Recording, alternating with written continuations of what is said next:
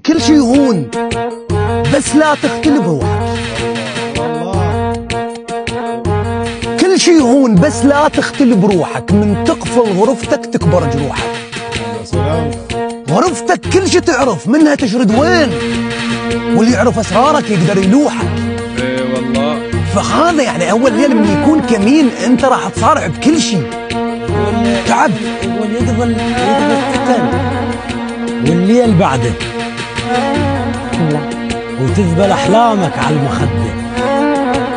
تسد بابك وتقول ما اريد، بس قلبك شلون شو يسد؟ هي هاي المشكله. بالليل وقعد وقال ياهو عد اخبار عنها شلونها. يا اخي والله مشتاق لسواد عيونها.